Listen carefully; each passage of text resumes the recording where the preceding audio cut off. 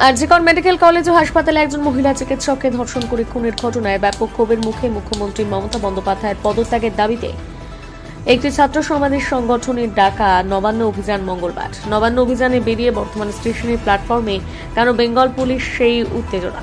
অভিযানে সামিল মহিলা পুরুষদের অভিযোগ, জাতীয় পতাকা কেড়ে নেওয়ার অভিযোগ পুলিশের বিরুদ্ধে।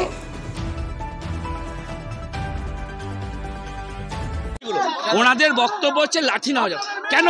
ন্যাশনাল ফ্ল্যাগটা বাঁধা আছে, ওনারা দেখাতে পারবেন, হয়তো উনি পুলিশ হয়তো ওনার হাতে আছে সরু একটা লাঠি আছে ন্যাশনাল ফ্ল্যাগটা।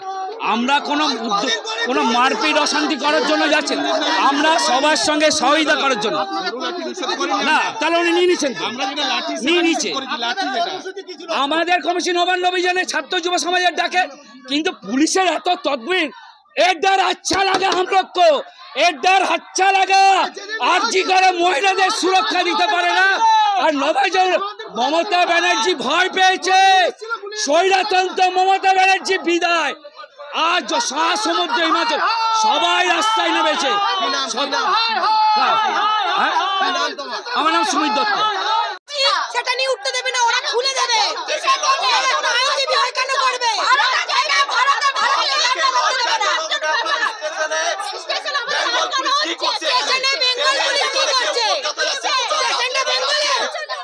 বেঙ্গল পুলিশ কি করছে? কেন থাকবে বেঙ্গল পুলিশ স্টেশনে? আজকে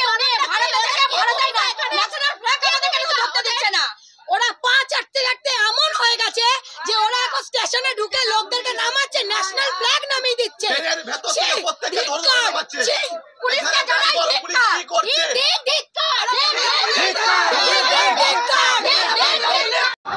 আজকে ছাত্রদের ডাকে আমরা নবান্ন অভিযানে সামিল হয়েছি, কারণ আপনি জানেন যে পশ্চিমবঙ্গের রক্ষক হচ্ছে ভক্ষক, এবং সবচেয়ে দুর্ভাগ্যজনক ঘটনা হচ্ছে যে সারা ভারতবর্ষের মধ্যে পশ্চিমবঙ্গ বোধহয় একটা মাত্র রাজ্য যেখানে মহিলা মুখ্যমন্ত্রী আছে।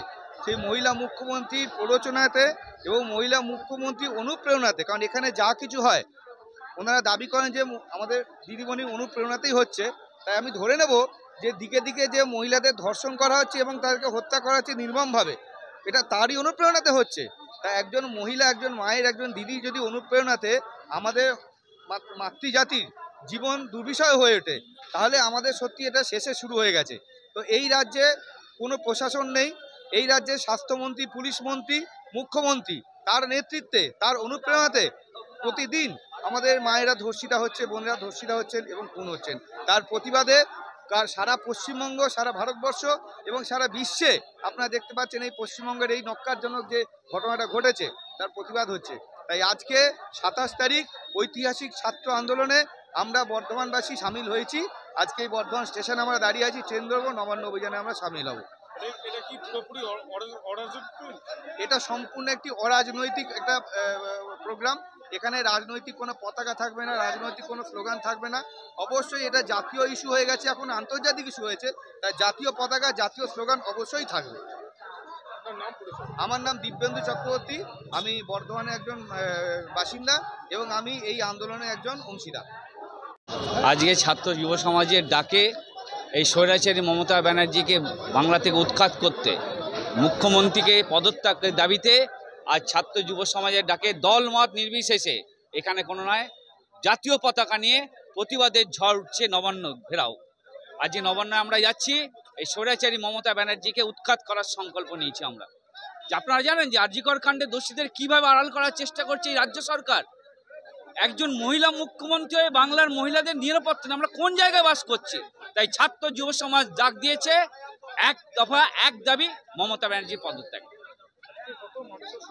আজকে মিনিমাম 5 থেকে 6 লক্ষ মানুষের সমাগম। মমতা ব্যানার্জি ভয় পেয়েছে। কালকে দেখেননি সংগ্রামী যৌথ মঞ্চ ওখানে গেছিল 4 জন, পুলিশ প্রশাসন ভীত সন্ত্রস্ত হয়ে গেছে। মমতার বজ্র কাঁপুনিতে কাঁপতে শুরু করেছে। শুধু সময়ের অপেক্ষা মমতা ব্যানার্জিকে। আমাদের একটাই তো, আপনি আপনার অন্য দলের অন্য কাউকে মুখ্যমন্ত্রী করুন, কিন্তু আপনাকে পদত্যাগ করতে হবে, এটাই আমাদের একটাই দাবি।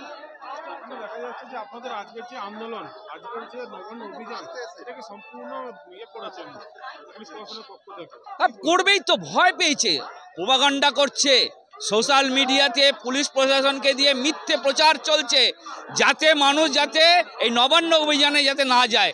ছাত্র যুব সমাজ ডাক দিয়েছে, সবাই নিজের কাজের দাবিতে, পেটের দাবিতে স্বৈরাচারী মমতা ব্যানার্জিকে উৎখাত করার সংকল্প নিয়ে আমরা যাচ্ছি নবান্ন ঘেরাও। আমার নাম সুমিত দত্ত, আমি একজন সাধারণ নাগরিক।